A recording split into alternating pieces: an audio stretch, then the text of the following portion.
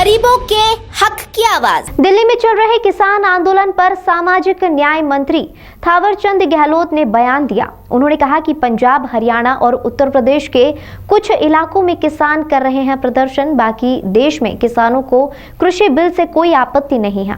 और में नगर निगम कर्मचारियों के द्वारा बुजुर्गों के साथ किए गए अमानवीय व्यवहार की घटना पर उन्होंने कहा कि प्रदेश सरकार ने घटना का तत्काल संज्ञान लेते हुए दोषियों पर कार्रवाई की है और सरकार के द्वारा कार्रवाई करने से वे संतुष्ट हैं।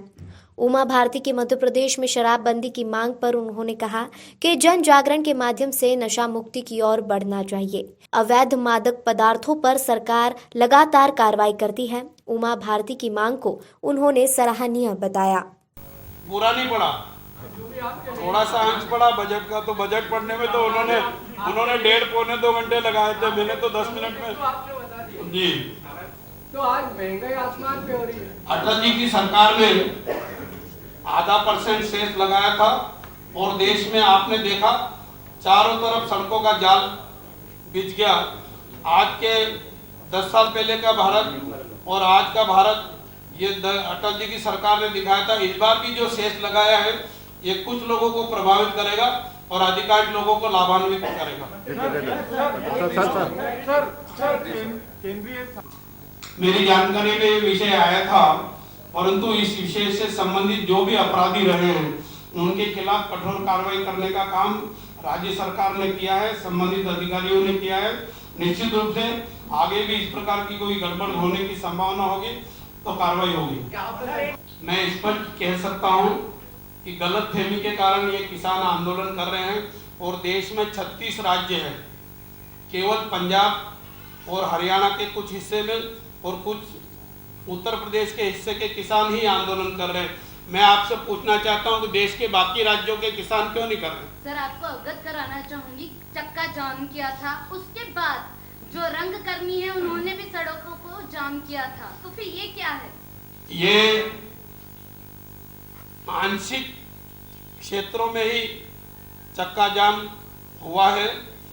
देश भर में, इतने बड़े देश में बाकी जगह कहीं चक्का जाम देखने को नहीं मिला।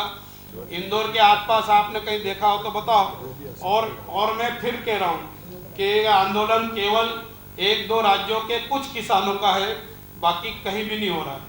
बजट अनुमान 2021 में पूंजीगत व्यय के लिए 4.12 लाख करोड़ रुपए प्रदान किए गए थे और 21-22 में ये 5.54 लाख करोड़ रुपए प्रदान किए गए।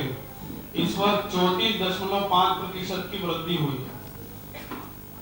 और इस बजट की विशेषता ये है कि प्राय सभी विभागों में बजट में वृद्धि की गई है और विशेषकर स्वास्थ्य मंत्रालय में।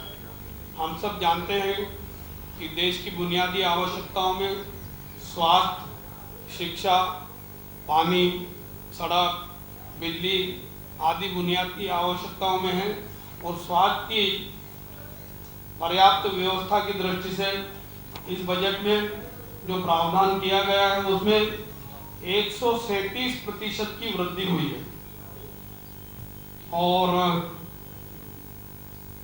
94,000 करोड़ से बढ़ाकर, अर्थात पिछले साल के बजट में 94,000 करोड़ था, इस साल 2,38,000 करोड़ रुपए का प्रावधान किया गया और उसमें 33,000 करोड़ रुपए का प्रावधान तो वैक्सीन के लिए है।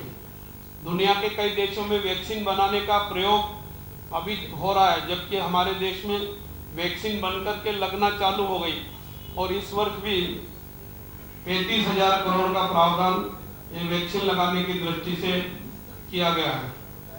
एक नई केंद्रीय प्रायोजित योजना पीएम आत्मनिर्भर स्वस्थ भारत योजना, एक नई योजना बनाई है। इस योजना के अंतर्गत 64,180 करोड़ रुपए का प्रावधान किया गया है। हमारा विभाग और भारत सरकार और राज्य सरकार नशा मुक्ति चाहती है, पर नशा मुक्ति के लिए जनता में वातावरण बना करके ही करने का प्रयास करना चाहिए। अभी भी जहाँ जहाँ नशीले पदार्थ पकड़े जाते हैं वहाँ पकड़े जाते हैं, पकड़ते हैं, उनके खिलाफ कार्रवाई भी करते हैं, उनको जेल भी करवाते हैं। इस प्रकार का प्रयास निरंतर करते रहते हैं। सभी का धन्यवाद। सभी का धन्यवाद। भाई साहब को एयरपोर्ट पहुंचना है। भारती जी के प्रयास को सभी का धन्यवाद। सर उमा भारती जी के प्रयास को क्या कहेंगे? सराहनीय है उनका प्रयास। 1000 देने का अर्थ यह है कि वो योजना मंजूर है। उस मंजूर योजना में आवश्यकता अनुसार जब पैसे की जरूरत होगी वो पैसा उपलब्ध कराया जाएगा। योजना जीवित है, योजना मंजूर है। पैसे की आवश्यकता कब होगी इसका निर्णय जब एस्टीमेट प्लान और ये सब बन करके आएगा और अब लगेगा कि काम शुरू करना है तो पैसा मिलेगा। और हम और सांसद जी और हम मिलकर के पैसे दिलवाएंगे। सर एक आप